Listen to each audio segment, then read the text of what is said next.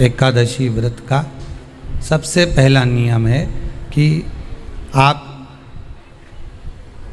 जिस दिन व्रत करो उसके एक दिन पहले भक्ति का संचार इस हृदय में कर लो। भक्ति का संचार इस हृदय में कर लीजिए। जिस दिन आप व्रत करो, जैसे एकादशी का व्रत कर रहे हो तो दशमी के दिन शाम का समय जब आवे, रात्रि जब होने लगे, शाम का समय आवे और रात्रि का आप जब भोजन ग्रहण करो तो उस भोजन में कोई ऐसा पदार्थ ग्रहण मत करिए जिस पदार्थ के कारण आपकी एकादशी बिगड़ जाए।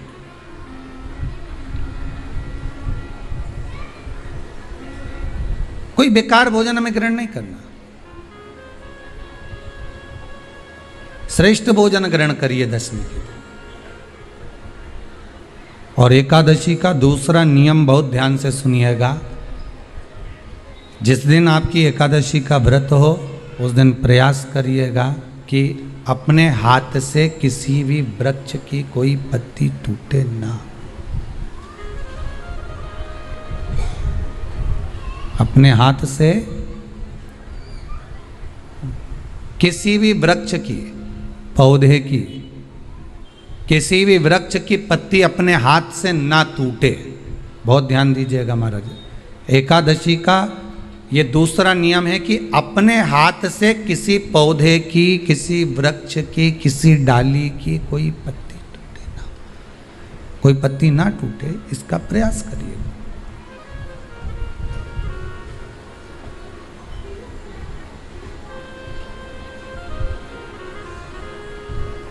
कितना सुंदर व्याख्यान कहा है, कितना सुंदर वर्णन है महाराज कि मात्र एकादशी का व्रत कर लेने पर, मात्र एकादशी का व्रत कर लेने पर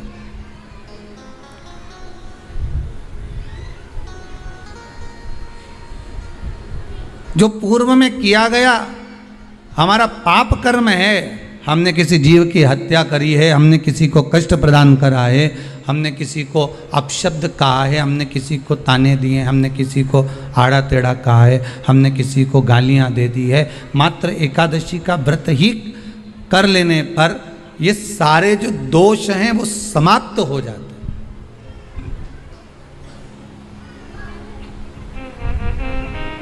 सारे दोष हमारे समाप्ति पर आ जाते हैं।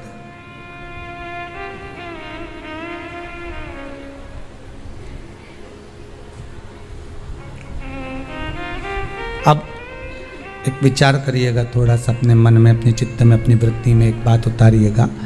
एक अपने मन में एक बात को उतार कर रखिएगा कि आप अपने पाप को, अपने पाप कर्म को जिस दिन क्षीण करने वाले हो, समाप्त करने वाले हो, अपने पाप को आप जिस दिन समाप्ति पर लेकर जा रहे हो तो उसके एक दिन पहले आपको प्रसन्नता होना चाहिए कि नहीं होना चाहिए कि कल मेरा पाप कटने वाला है, कल मेरा पाप समाप्त होने वाला है। जो मैंने पाप कर्म करा है वो समाप्त होगा, जो मैंने पाप कर्म करा है वो कल समाप्त हो जाएगा। तो एक दिन पहले आपके चेहरे पर प्रसन्नता हो कि ना हो।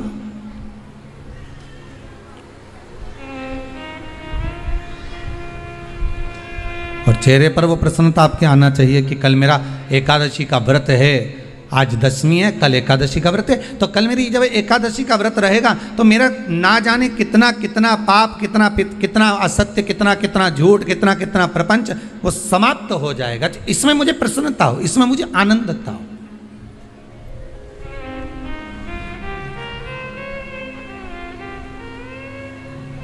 तो क्या कहा गया कि प्रयास करिएगा कि एकादशी के दिन कोई वृक्ष की, कोई डाली की, कोई कोपल की कोई पत्ती ना तोड़ी जाए।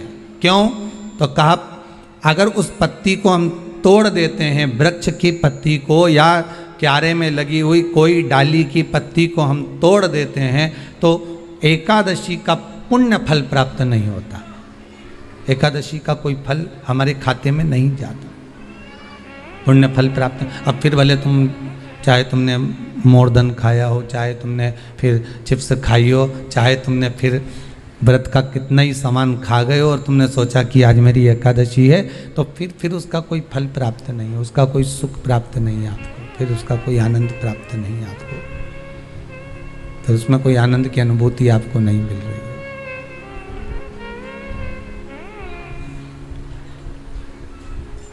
फिर उसमें कोई फल की प्राप्ति आपको नहीं हो रही।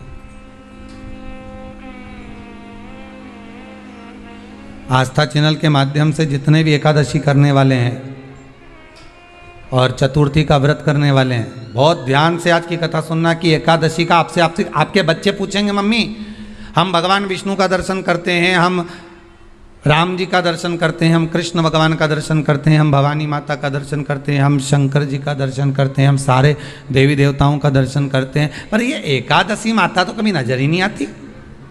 पूछेंगे कि नहीं पूछेंगे कि तुम जिस एकादशी का व्रत करते हो, इनका जन्म कहां से हुआ, कहां जन्मी थी? एकादशी की जन्मस्थली कहां है? भाई भगवान कृष्ण की जन्मस्थली तो मथुरा है, श्री राम जी महाराज की जन्मस्थली बोल दो जम के अयोध्या है।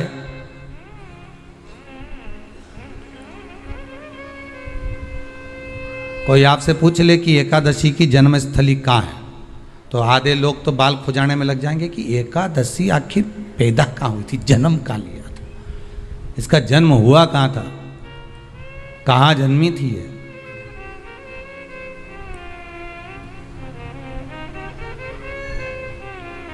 इसका जन्म स्थल है कहाँ? और अगर मान लो जन्म स्थल एकादशी का है,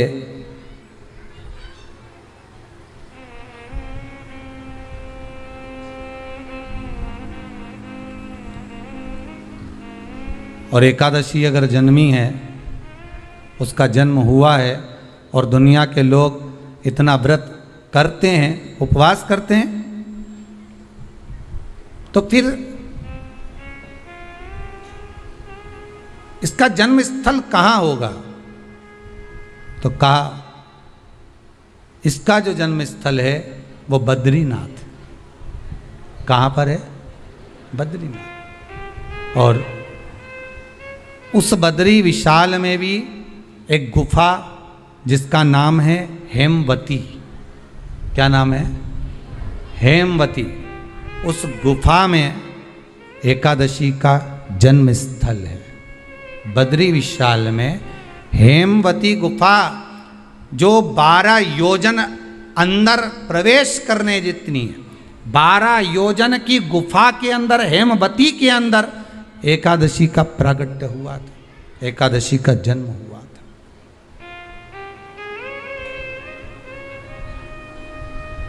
अब तो बता सकते हो ना कि कोई पूछे कि राम जी का जन्म अयोध्या में हुआ, भगवान कृष्ण का जन्म मथुरा में हुआ, और कोई पूछ ले आपका जन्म कहाँ हुआ था, अपन कह सकते ना सीहोर में हुआ हमारा।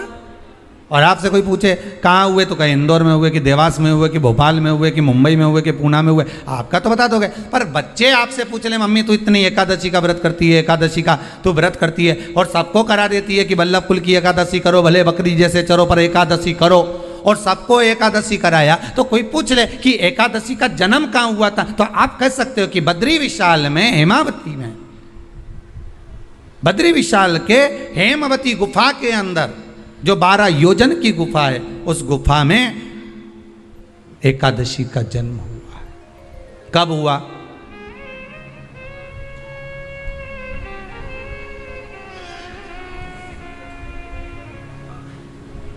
जन्म होने का कारण, राम जी के जन्म होने का कारण था रावण का संहार। भगवान कृष्ण के जन्म होने का कारण था कंस का संहार। नरसिंह भगवान के जन्म होने का कारण, प्रकट होने का कारण था हिरण्यकशिपु का संहार। वराह भगवान के प्रकट होने का कारण था कि पृथ्वी को जल पर लाकर ठहराना, हिरण्याक्ष का संहार।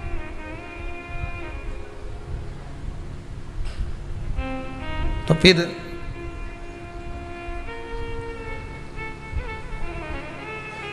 इसके जन्म का कारण क्या है? तो कहा इसके जन्म का केवल एक कारण है। सतयुग में, अब एक और बात का बहुत ध्यान दीजिएगा महाराज, सतयुग एक बार नहीं हुआ कि तुम सोचो कि सतयुग के बाद में द्वापर त्रेता आ गया, त्रेता के बाद द्वापर आ गया, द्वापर के बाद कलयुग आ। एक सतयुग नहीं है, एक त्रेता नहीं है, एक द्वापर नहीं है, ना जाने कितने कितने सतयुग निकल गए, ना जाने कितने कितने द्वापर त्रेता कलयुग, ना जाने कितने निकल गए।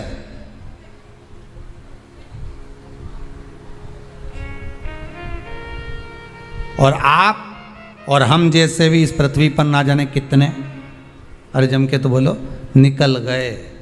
पृथ्वी वहीं की वहीं है, जिस मकान में रहते हो वो मकान भी वहीं की वहीं है, बस कभी कभी एकदम प्लाट हो जाता है, फिर उस पर वापस बन जाता है, फिर क्लीन, फिर बन गया, फिर क्लीन, फिर बन गया। ना जाने कितने कितने कितने कितने जन्म हम ले चुके हैं, और हमारे भी आगे का जन्म कितने जन्म होते रहेंगे। जमीन वहीं की वहीं रह जाएगी और अपन चले जाए, बस वो जगह वहीं रह गई। जो पहले परदादा जी की थी दादाजी को मिल गई, दादाजी की थी पिताजी को मिल गई, पिताजी की थी उनके बेटे को मिल गई, उनके बेटे से उनको बेटों को मिल गई।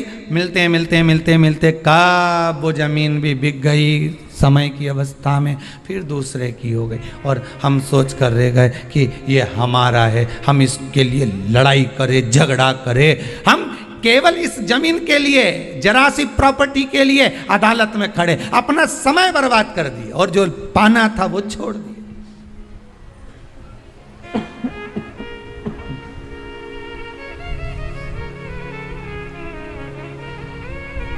जो पाना था वो छोड़ दिया हमने।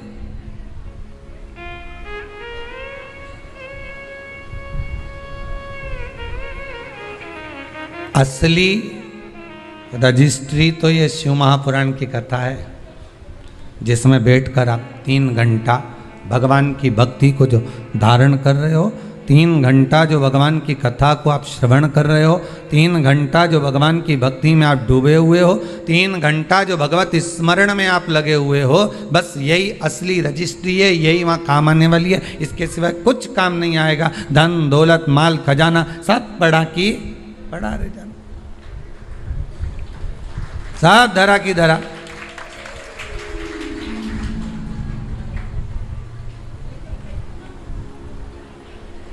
रह गया। वो एक लाइन आप लोग स्मरण करते होंगे, सज धज के जिस दिन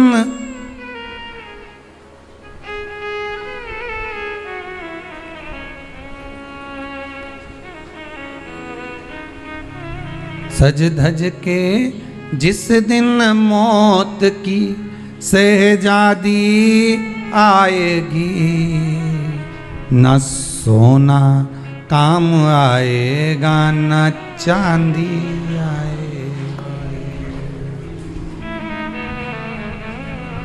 अलमारी में धरा की धरा रह जाएगा, लॉकर में पड़ा की पड़ा रह जाएगा। लॉकर में पड़ा की पड़ा है, अलमारी में धरा की धरा है। कपड़े भी सारे घड़ी बने की बने रहे, कपड़े भी धरे की धरे रह गए और सब पड़ा रह गया। कि छोटा सा तू कितने बड़े अरमान हैं तेरे, मट्टी का तू सोने जैसे मान हैं तेरे। मट्टी की काया एक दिन मट्टी मिल जाएगी, न सोना काम आएगा न चांदी आएगी, न सोना काम आएगा न चांदी आएगी। सज धज के जिस दिन मौत की सहजादी आएगी, ना सोना काम आएगा ना चांदी आएगी, ना सोना काम आएगा ना चांदी आएगी। सब पड़ा रह जाएगा, धरा की धरा रह जाएगा, सब पड़ा की पड़ा रह गया, जीव चला गया। झगड़ा करा, लड़ाई करी, विवाद करा, खूब झगड़े पर मिला क्या? इतनी सी जमीन है, इतनी।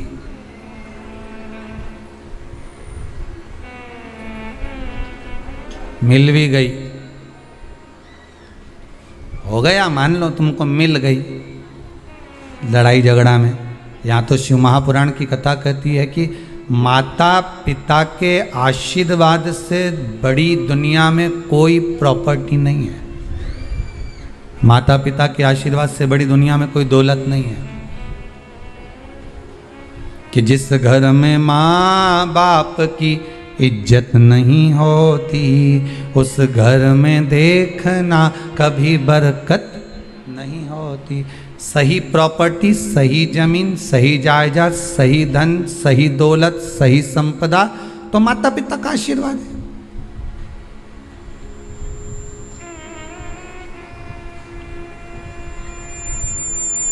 सही दौलत तो वही है, सही जायदाद तो वही है। अब प्रयास करना एकादशी के दिन कोई पत्ती ना टूटे। अगर आपको तुलसी के दल की भी जरूरत है तो आप दूसरे से कह सकते हो कि मुझे तुलसी का दल ला दे।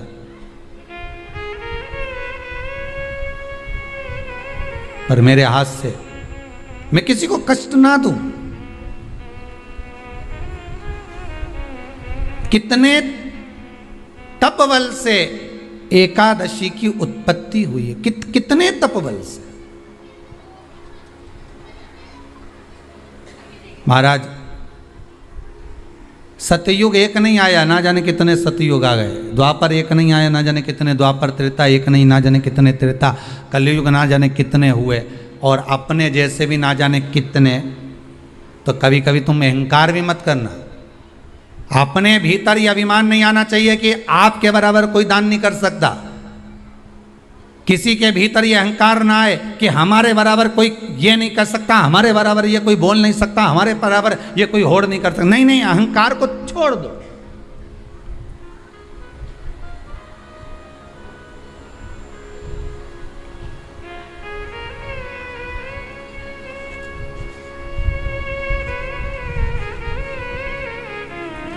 इस भारत की भूमि पर, इस भारत माता की गोद में अगर वीर भी जन्मे तो ढेर वीर जन्मे। कोई एक नहीं, कोई एक सोचे कि मेरे बराबर कोई और नहीं कर सकता। नहीं नहीं, ना जाने कितने। इस भारत माता की गोद में अगर दानी भी जन्मे तो ना जाने कितने। कोई ये ना सोचे कि मेरे बराबर कोई दान नहीं कर सकता। इस भारत माता की गोद में सुंदर भी जन्मे तो इतने। कोई ये ना कह सकता है कि मेरे बराबर कोई सुंदर नहीं है। और इस भारत माता की गोद में कलाकार भी जन्मे तो इतने। कोई ये नहीं कह सकता कि इसके बराबर कोई नहीं। इस भारत माता की गोद में कथाकार भी ढेर जन्मे। कोई ये नहीं कह सकता कि इसके बराबर कोई नहीं। भगवान ने पैदा करा। अभिमान नहीं होना चाहिए, अहंकार नहीं होना चाहिए। ना जाने कितने हों।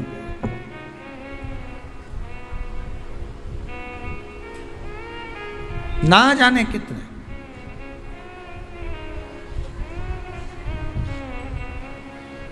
बस हो सकता है सतयुग, त्रेता, द्वापर, कलयुग भी जो अनेक हुए हैं तो हम भी अनेक होंगे। हम भी ना जाने कितने होंगे। सतयुग की कथा है। सतयुग में एक नाड़जंग नाम का एक असुर हुआ। देखिए, एकादशी के जन्म की कथा शायद आपने जिंदगी में कभी सुनी ना सुनी जीवन में, पर इस जीवन में मनुष्य की देह प्राप्त कर कर अगर आप शंकर की शिव महापुराण की कथा सुन रहे हो तो एक एक संवाद को अपने जीवन में उतार कर रखना। जिससे कई माताएं कहती है गुरुजी पहले हम ये चीज नहीं जानते थे, पर आपसे श्रवण कर कर ही तो कुछ मिलेगा। आने वाली पीढ़ी को हमको ज्ञान देना है। सियोर वाला महाराज तो 3 घंटा 2 बजे से 5 बजे तक आस्था चैनल पर, फेसबुक पर, यूट्यूब पर कथा बाज देगा। इसके बाद जवाबदारी आपकी है।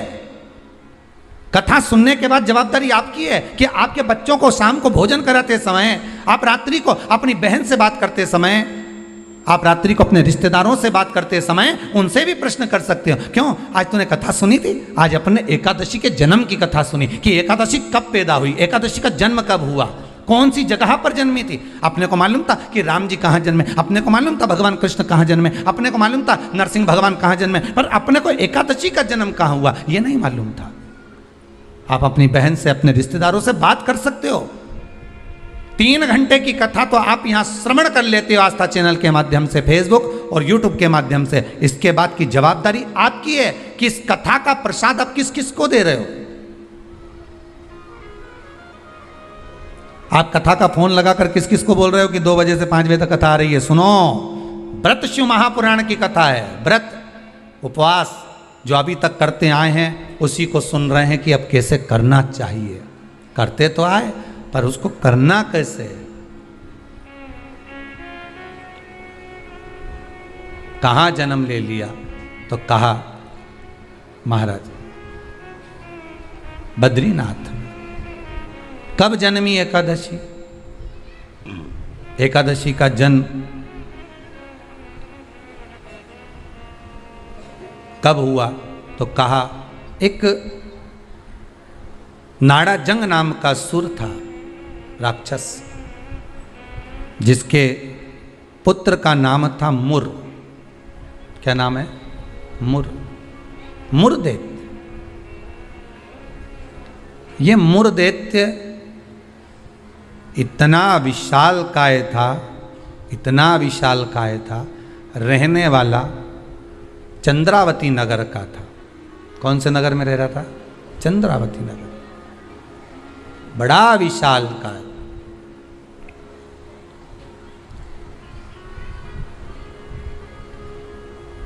इसमें बल इतना था, इतना बल था कि एक दिन मुरदैत्य ने तप साधना कर कर, दान पुण्य कर कर, स्मरण कर कर सारा पुण्य अपने खाते में रख लिया। आपको कल कथा में कहा था, उद्यापन करना मतलब उतने व्रत का पुण्य अपने खाते में जमा कर लेना, फिर वो समाप्त नहीं हो सकता। उस पर सील ठप्पा लग गया मतलब ये प्रॉपर्टी तुम्हारी हो गई। उद्यापन करना मतलब ये इतने व्रत तुम्हारे खाते में चले गए। अब ये व्रत तुम किसी को ना तो कहीं जा सकते हैं ना छिन्न हो सकते, क्योंकि उसका तुमने उद्यापन कर दिया, उस पर सील ठप्पा लग गया, उसकी रजिस्ट्री हो गई, वो आपका हो गया।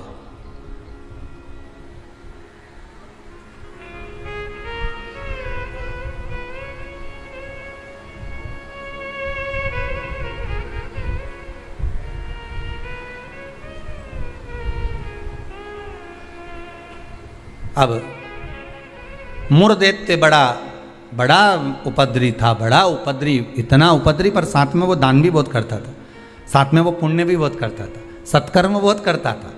अब पर ये सब कुछ करने के साथ में वो पाप भी बहुत करता था।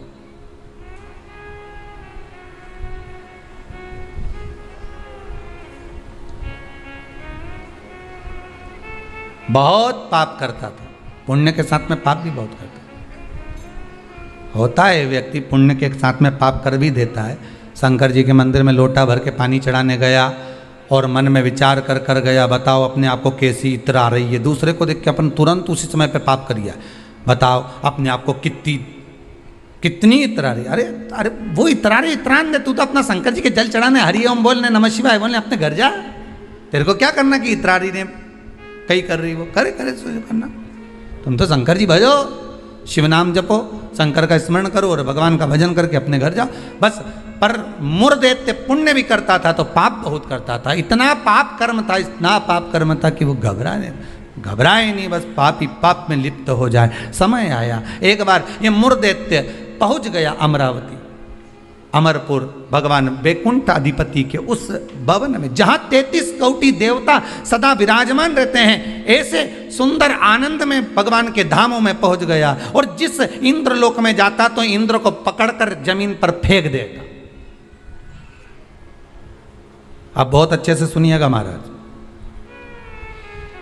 देवता ऊपर जब युद्ध करते थे और युद्ध के मैदान से नीचे गिरते थे तो मृत्यु लोक में नहीं आते थे। कहाँ नहीं आते थे?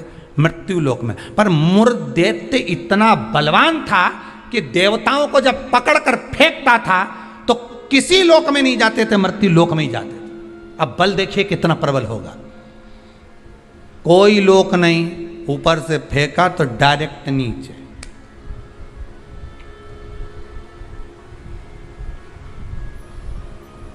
सीधे नीचे।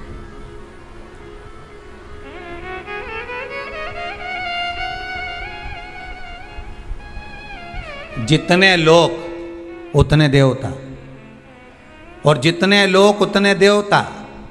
अब इसने सोचा इतने सारे देवताओं को अलग अलग गिराने कब तक जाऊंगा, तो इसने क्या करा, आज चढ़ गया सारे लोकों पर और लोकों पे चढ़कर जो नृत्य करना प्रारंभ करा, जम जम के नाचना, तो सारे लोक हिलने लगे और जितने उसमें 33 कोटि देवता रह रहे थे सब मृत्यु लोक में गिर गए।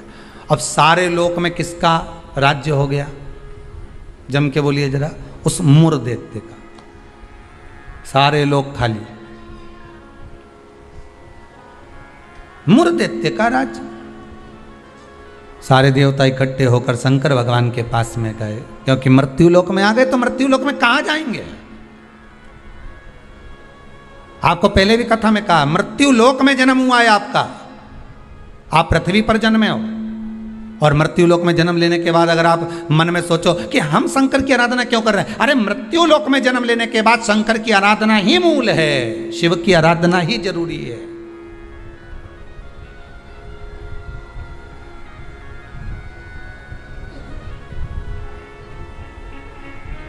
कहां जाएं, किससे कहें? वैकुंठ लोक के अधिपति भगवान विष्णु, ब्रह्मलोक के अधिपति भगवान ब्रह्मा, इंद्रलोक के अधिपति इंद्र, यमलोक के अधिपति यम, मृत्यु लोक के अधिपति महादेव है, भगवान शिव है। और अगर आप मृत्यु लोक में रह रहे हो तो आपके जीवन में अगर दुख है, तकलीफ है, कष्ट है, रोग है, बीमारी है, तकलीफ में हो तो शंकर की शरण में जाइए। सारे 33 कोटि देवताओं का चरित्र एकादशी के जन्म की कथा कर रही है, पद्म पुराण की कथा कर रही है, स्कंद पुराण की कथा कर रही है, शंकर की पावन कथा कर रही है कि देवता जब मृत्यु लोक में आ गए और मृत्यु लोक में आने के बाद उनको जब कष्ट हुआ, किसी देवता के पास नहीं गए, सबसे पहले शंकर जी के पास गए, क्योंकि जो करीब में होता है उसी को पुकारा जाता है। एक बहू पूना में रह रही है और एक बहू तुम्हारे साथ में रह रही है और तुम्हारा पेट दुखे या चक्कर आ रहे हैं तुमको, तो क्या पूना वाली को फोन लगा के बोलोगी बहुत चक्कर आ रहा है?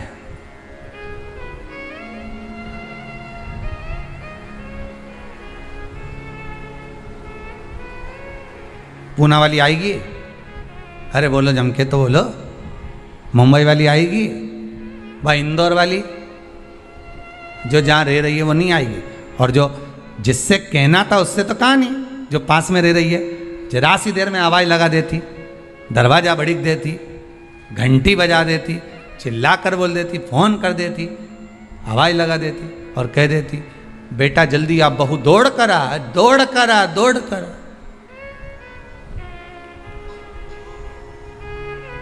बोलो आती कि नहीं आती?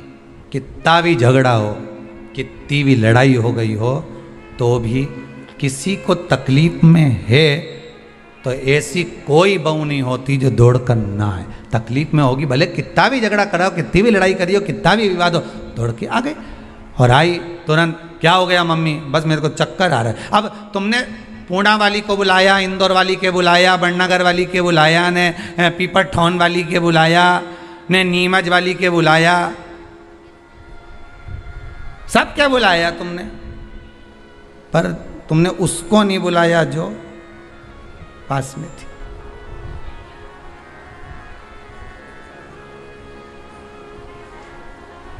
जो नजदीक में थी। मृत्यु लोक में जब देवता नीचे गिर गए तो इनके नजदीक में कौन थे? भगवान शंकर। जब शंकर भगवान नजदीक में थे तो सारे देवता शिव जी के पास दौड़ कर गए, भोलेनाथ जी के पास दौड़ कर जाकर हर हर महादेव, हर हर महादेव, हर हर महादेव। जैसे ही हर हर महादेव बोला, शंकर भगवान के नेत्र खुल गए। शिव जी ने पूछा कैसे आना हुआ ये तो बताओ। कहा महाराज जी ये वो मुर दैत्य ने हम सबको नीचे पटक दिया। अच्छा तो फिर क्या चाहते हो? बस उस मुर दैत्य का संहार कर दो। शंकर भगवान बोले मुर दैत्य का संहार मैं करूंगा?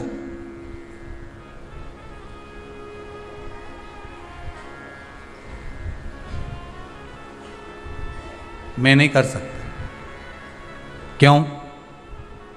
उसका संहार भगवान विष्णु करेंगे। उनसे जब कहो जाकर, तो भगवान विष्णु तो हमारे, हम 33 कोटि देवता नीचे नजर आ रहे, पर भगवान विष्णु कहीं नजर नहीं आ रहे। हमको तो लग गया ऊपर से पटका होगा तो वो नीचे चले गए होंगे। भगवान नहीं दिख रहे हमको, हमें नजर नहीं आ रहे, हम कहां ढूंढे उनको? ये हमारी दृष्टि है। हमारी दृष्टि से भगवान को हम देखने का प्रयास करेंगे ना, भगवान नहीं मिल सकता। भगवान को पाने के लिए भीतर की दृष्टि चाहिए, आत्मा की दृष्टि, मन की दृष्टि चाहिए। हमारी दृष्टि पे तो चश्मा लगा होता है, ब्लैक कलर का लगा है तो ब्लैक दिखेगा, नीला लगा है तो नीला, पीला लगा है तो पीला, हरा लगा है तो हरा। उसी तरह हमारी दृष्टि पे चश्मा लगा है, कामी होगा तो कामी दिखेगा, लोभी होगा तो लोभी दिखेगा। चोर को चोर नजर आता है, साहूकार को साहूकार नजर आता है, बेईमान को बेईमान नजर आता है, ईमानदार को ईमानदार नजर आता है, धर्मात्मा को धर्मात्मा नजर आता है, पुण्यात्मा को पुण्यात्मा नजर आता है। साहूकार को साहूकार दिखेगा, ईमानदार को ईमानदार दिखेगा, ढोंगी को ढोंगी नजर आएगा, पापी को पापी नजर आएगा, कपटी को कपटी नजर आएगा। आप जैसा चश्मा लगाए होगे, सामने वाला व्यक्ति वैसा नजर आएगा। आप अपनी आंखों का इलाज अच्छा करवाओ, सामने वाला व्यक्ति अपने आप ही अच्छा नजर आने लगेगा, अपने आप। हमारी सास तो हमेशा हमारा बुरा ही सोचती है। सास बुरा नहीं सोचती, चश्मा गड़बड़ हो गया। समझ गए? अरे बोलो तो, समझ गए ना? चश्मा गड़बड़ हो गया मतलब दृष्टि गड़बड़ हो गई। हमने देखा हमारी सास हमारा बुरा सोचती है, मतलब बुरे हम हैं, हम सोच रहे हैं बुरे। अगर अच्छा सोचते तो कह देते हाँ है तो सास ना, इन्होंने मेरे पति को जन्म दिया है, और मेरे पति को जन्म दिया। जब पति इतना प्रेम से मेरे से व्यवहार करे तो सास क्यों व्यवहार खराब करेगी? अरे बोलो तो, करेगी। जब पति तेरे लिए जेब में भर के गजक लाए, कुरकुरा लिया है, चिप्स लिया है, तब तूने एक बार भी नहीं किया कि बताओ मेरा क्या जो, तो कहे पति अच्छा है पर सास बुरी। नहीं नहीं, दृष्टि हमारी बुरी है, उसमें हमें सामने वाला व्यक्ति गलत नजर आ रहा है। हम अच्छा देखना प्रारंभ कर देंगे ना तो हमको अच्छा मिलने लगेगा। बुरा जो देखन में चला और बुरा न मिलया कोई। कौन मिला फिर बुरा? ये मन।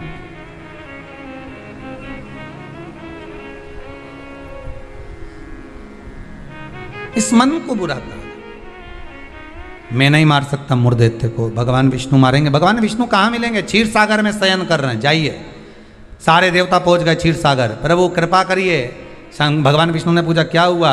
वो मुर्दैत्य ने आक्रमण कर रखा है, सांप को उठा उठा के पटक दिया, एक भी नहीं बचा, सारे लोग खाली पड़े। अच्छा फिर मां कौन बैठा है? तो क्या मुर्दैत्य बैठा अकेला? आओ।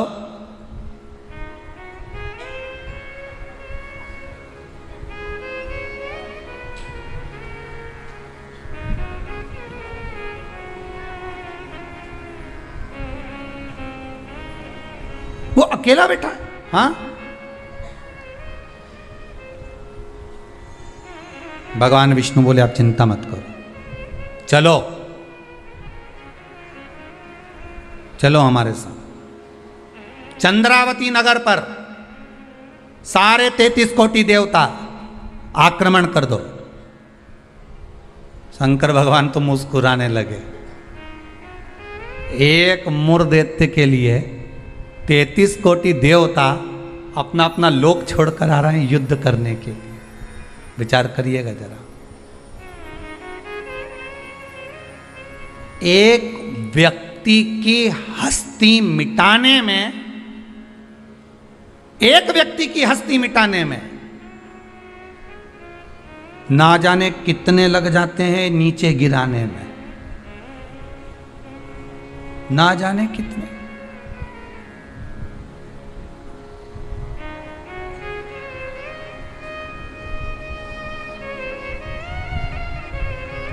जब व्यक्ति मर जाता है तो दुनिया के लोग रोते हैं, बेचारा मर गया। और जो मर गया उसको वापिस जिंदा कर दे भगवान तो फिर खो जाते हैं, फिर उठ गया, वापिस उठ गया। फिर ना जाने कितना मेहनत करेगा, कितना कमाएगा, ना जाने कितनी बिल्डिंग बना लेगा, ना जाने कितना धन जोड़ लेगा, खो गए। मरा तो रो गए। संसार का नियम है, एक व्यक्ति की मूर्देत्य की मात्र हस्ती को मिटाने के लिए सारे आ गए, पर 33 कोटि देवता 15 मिनट नहीं लगे मूर्देत्य को। 15 मिनट में मूर्देत्य ने सारे देवताओं को हिला दिया, भाग गए। सारे 33 कोटि देवता भाग गए। तब भगवान विष्णु अकेले युद्ध के मैदान में थे, अकेले युद्ध के मैदान। और अकेले भगवान विष्णु जब युद्ध के मैदान में युद्ध प्रारंभ करा, भगवान ने उठाया सुदर्शन चक्र और भगवान ने उठाकर सुदर्शन चक्र को फेंका। मूर्देत्य के जितने जितने असुर थे, जितने राक्षस थे, सबका संहार करने के लिए फेंका। फेंक तो दिया, सारे जितने असुर थे वो मर भी गए, पर मूर्देत्य इतना प्रबल था कि उसने एक फूंक मारी, सबको जीवित कर दिया। भगवान विष्णु आश्चर्य में पड़ गए, गजब गजब। ये एकादशी के जन्म की कथा है।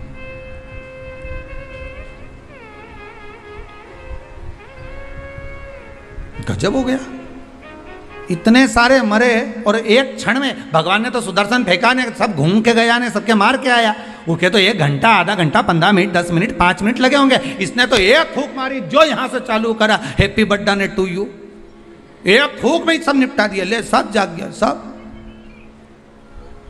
जैसे वो 11 साल होए तो लोग 11 मोमबत्ती जला। हमारे यहाँ तो कहीं नियम नहीं है, हिंदू धर्म के शास्त्र के अनुसार ये नियम नहीं है कि मोमबत्ती को बुझाओ कि दिया बुझाओ। हमारे यहाँ तो जन्मदिन मनाओ तो दिया जलाओ।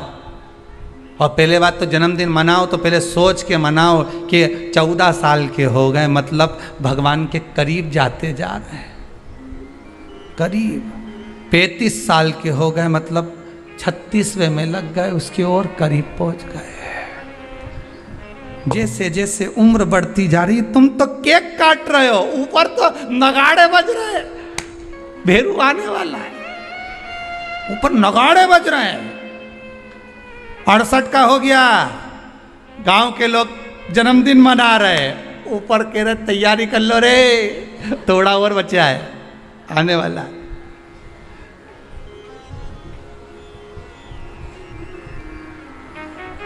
कई लोग पूछते हैं तो गुरुजी क्या हम जन्मदिन नहीं मनाए? हमने कहा मनाओ। तो आप तो ऐसा बोलते हो। हमने कहा जन्मदिन मनाना मतलब हम तो समझ जाते हैं कि ये जन्मदिन इसलिए मना रहे हो क्योंकि तुम्हें खुशी है भगवान के पास जाने की, इसलिए मना रहे हो कि अब हम भगवान की ओर करीब हो गए, हम और करीब हो गए, हम और करीब हो गए। अरे जन्मदिन आता जाए तो विचार करते जाओ कितने साल निकल गए।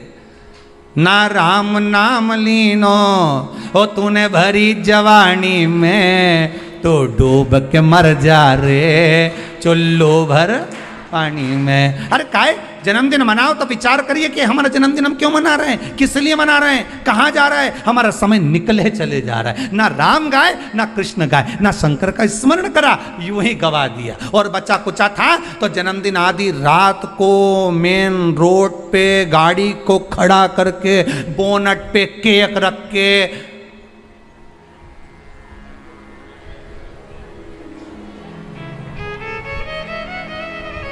तो बेचारा इतना अच्छा व्यक्ति का जन्मदिन रोड पे मना रहे जैसे बेचारा अनाथ है रे, इका कोई नहीं बापड़े का। उसके घर में उसकी मम्मी है, उसके घर में उसके पिताजी हैं, उसके घर में उसका भाई है, उसके घर में पूरा परिवार है, और जन्मदिन कहाँ मना रहा है? रोड पे। हैप्पी बर्थडे टू यू, क्योंकि अनाथ है तो जन्मदिन रोड पे मन रहा है। अगर अनाथ नहीं होता तो जन्मदिन उसके माता पिता को खड़े रखकर मनाते हैं कि इस माता ने जन्म दिया है तेरे जैसे बेस्ट फ्रेंड को, इसको जन्म दिया है, इस माता ने मेरे दोस्तों को जन्म दिया। खुश होते कि माता पिता ने जन्म दिया। सबसे पहले जन्मदिन पर अगर पूजन करना है तो माता पिता के गले में माला पहनाओ कि इनने तुम्हें जन्म दिया है, तुम्हारे जैसा व्यक्ति इसने पैदा किया है, तुम्हारे जैसे जीव को इसने जन्म दिया है। तुम्हें जो दोस्त मिला, तुम्हें जो फ्रेंड मिला, जो तुम्हें, समझ गए, भेरू के भेरवी ने भेरवी के भेरू मिल गया। तो जिसने जन्मदिन की खुशी उनके सामने मना।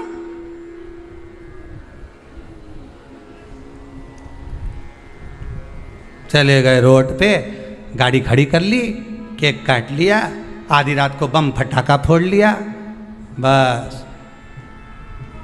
क्या मतलब? वो अनाथ नहीं है, वो अनाथ नहीं है। उसके सिर पर उसके माता पिता का हाथ।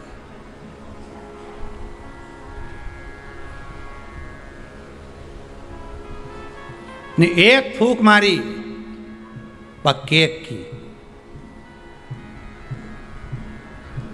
सारी मोमबत्ती बुझा दी। और इस मुर्देते ने एक फूंक मारी ने जितना गिरा पड़ा था नहीं सबके जगा दिया एक ही में।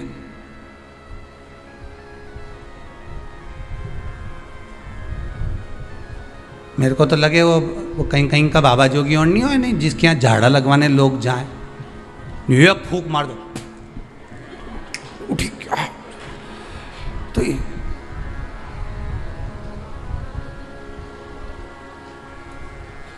देखा, एक फूंक में उठ गया। तो जो उठा उससे पूछा कितना समय से बीमार पड़ा था ने? महाराज जी ने एक फूंक मारी ने उठ गया। वो बोला फूंक से उठा नहीं हूं, महाराज जी के मुंडा में ऐसी बदबू आई रही थी, एक बार में उठ गया। इसलिए भगा, ये दूसरी मार देगा फूंक तो निपटी जाऊंगा, तो मैं जाऊं। और कह गया महाराज जी के कान में, कहीं पायरिया की कहीं बीमारी में मरी तो नहीं है मुंडा में? ये फूंक में उठ।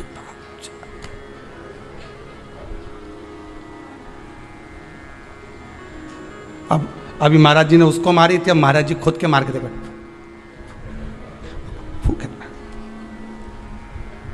मुर्देते ने जो फूंक मारी ने सब पड़िया ने सब उठी किया एक साथ, सारा की सारा उठ के बैठ गया। अब तो भगवान भी सोचे क्या करें। भगवान ने सुदर्शन को वापस लिया, गदा का प्रहार करा। गदा युद्ध हजारों वर्ष तक चला मुर्देते के साथ, 1000 वर्ष तक गदा युद्ध चला है भगवान विष्णु का। गदा युद्ध में जब भगवान विष्णु हार गए तब मल्लाह युद्ध प्रारंभ हुआ। कहते हैं हजारों वर्ष निकल गए, 10, 20, 25, 50 हजार वर्ष केवल मल्लाह युद्ध में निकल गए भगवान विष्णु के, तो भी नहीं हारा। आखिरी में भगवान विष्णु की हापड़ी थोड़ी ऊंची। भगवान विष्णु को लगा कि ये हार नहीं रहा। भगवान विष्णु थक गए, क्योंकि ये मुर्देत्य तो पत्थर जैसा था और मेरे नारायण कमल जैसे कोमल थे। भगवान एक जगह जाकर बैठे। लक्ष्मी जी ने, पद्मावती जी ने, माता लक्ष्मी ने जाकर पूछा, नाथ हुआ क्या है? भगवान कह रहे हैं मैं थक चुका हूं, हजारों वर्ष से युद्ध लड़ रहा हूं पर तुम ये हारता नहीं है। तब लक्ष्मी मैं आता हूं तो रुक। लक्ष्मी जी को क्षीर सागर में रोका और भगवान नारायण दौड़ कर गए बद्री विशाल। हेमवती गुफा में प्रवेश कर गए। 12 योजन की उस गुफा में मेरे भगवान प्रवेश कर गए। जाकर मेरे नारायण सो गए, क्योंकि इतने थक चुके थे।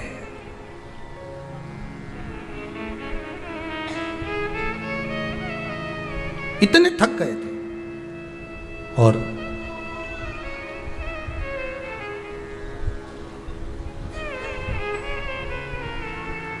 इतने थक गए भगवान, इतने थक गए, सो गए। मुर्देत्य भगवान के पीछे पीछे दौड़ कर आया कि आखिर ये जा कहाँ रहे हैं। ये जा कहाँ रहे? मूर्धदैत्य ने विचार करा, आज भगवान भाग कर कहाँ जा रहे हैं मुझसे? केवल वो काल्यावन को देखकर भगवान युद्ध का मैदान छोड़कर नहीं भागे थे, यहाँ मूर्धदैत्य को देखकर भी भगवान युद्ध का मैदान छोड़कर भागे थे। भगवान का नाम था रणछोड़ राय। कहाँ जा रहे हैं, किस जगह जा रहे हैं? जा रहे चले।